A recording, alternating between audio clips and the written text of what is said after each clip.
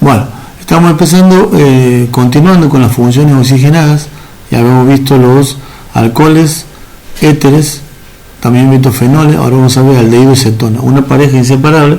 Ya vamos a ver porque su grupo funcional es su grupo carbonilo, este que está aquí. Es un carbono con un doble enlace covalente hacia el oxígeno, ¿sí? Normalmente sus fórmulas genéricas son estas, que quiere decir que siempre tiene que haber un hidrógeno en vez de un radical. Quiere decir esto que el carbonilo siempre va a estar en los extremos, en los carbonos primarios, para que sea un aldehído. Y para que sea una cetona tiene que estar en un carbono interior, digamos, o secundario, terciario, para que pueda ser entonces, terciario no va a poder ser, tiene que ser secundario, perdón. Entonces, así de esta manera tenemos aldehído y cetona, estas son sus fórmulas generales.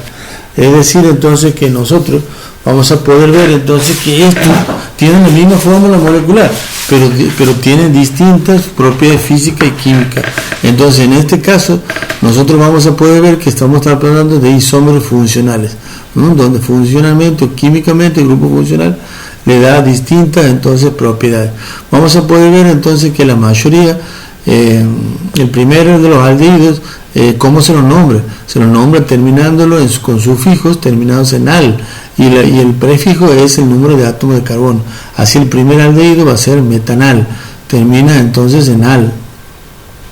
Y la primera cetona evidentemente no va a tener ni uno ni dos átomos de carbono, sino recién va a aparecer con 3 átomos de carbono, que va a ser entonces la famosa acetona, que es el nombre comercial, o la propanona, donde esto es un grupo metilo, y aquí tenemos entonces la popular acetona. Es importante conocerlo porque a partir de esto se van formando entonces la base para comprender sobre todo el grupo funcional carbonilo y las funciones otras oxigenadas que venimos viendo para entender lo que son los hidratos de carbono. Vamos a seguir viendo aquí qué más tenemos para ver. La nomenclatura, la que ya le había dicho, aunque también como siempre tienen sus nombres entonces tradicionales, también están jugando y pueden llegar a aparecer. Este es el primero de la serie, el metanal. Aquí está un carbono, 2 hidrógenos y el oxígeno. Este es el metanal. El que le sigue es el etanal. Después puede estar el propanal cuando está en un carbono primario, pero también aquí en este caso, este es el propanal. Después puede ser el butanal, 2-anal, por ejemplo.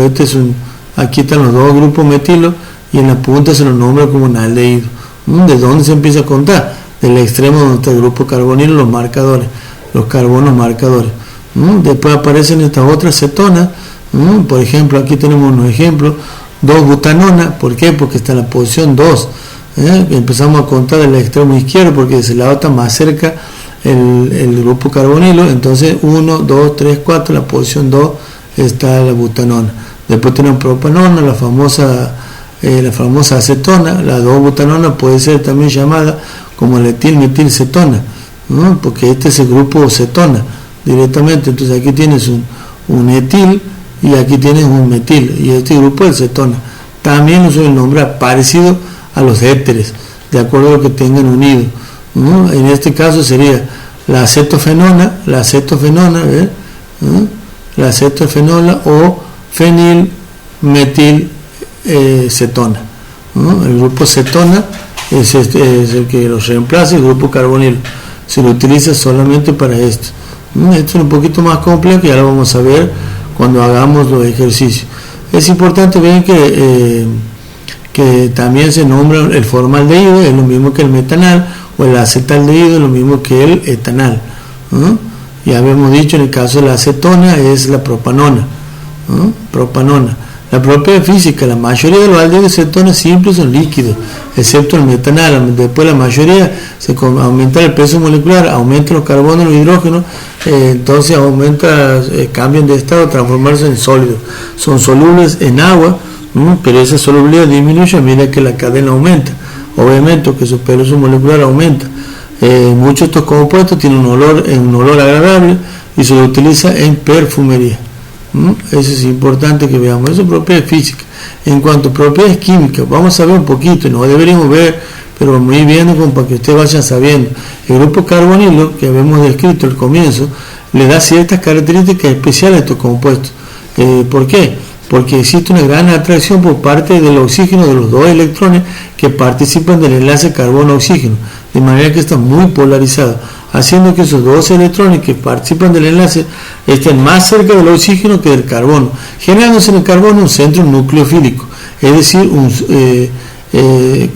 digamos especialmente una zona de densidad de carga positiva se genera sobre el carbono del carbonilo y una densidad de carga negativa sobre el oxígeno, porque atrae hacia él el par de electrones, ¿no? Entonces el carbono es fácilmente atacado por reactivos nucleofílicos, es decir, que son dadores del par de electrones, y el átomo de oxígeno a su vez va a aceptar la carga positiva del reactivo, ¿no? Esto explica muchas de las reacciones que pueden dar los aldehídos y la acetona.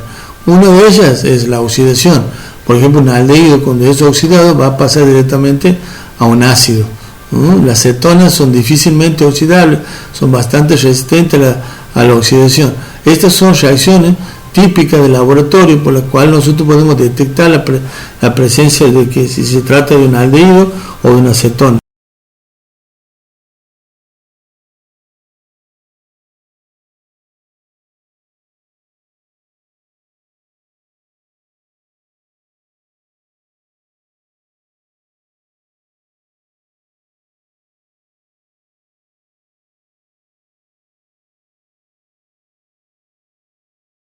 Una de ellas de la plata, de la plata catiónica, digamos, pasa a plata metálica o elemental y se deposita sobre los vidrios del tubo de ensayo donde se hace la prueba luego del calentamiento, formándose un espejo de plata característico de los aldehídos. La acetona no da esta reacción.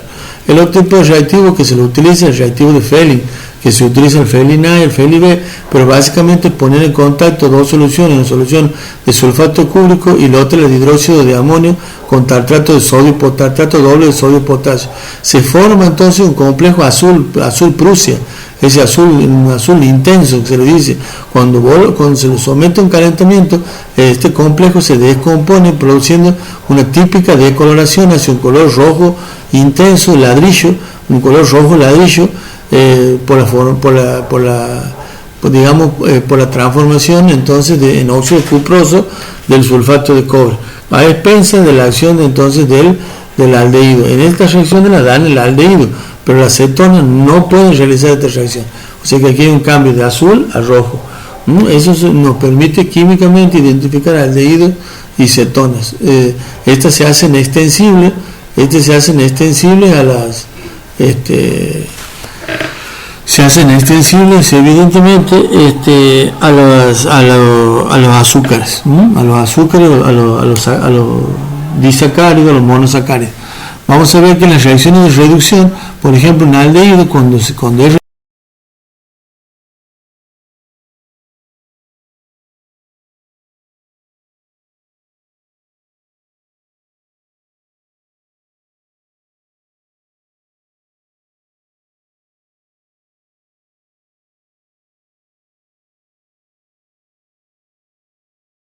reducido, se va a transformar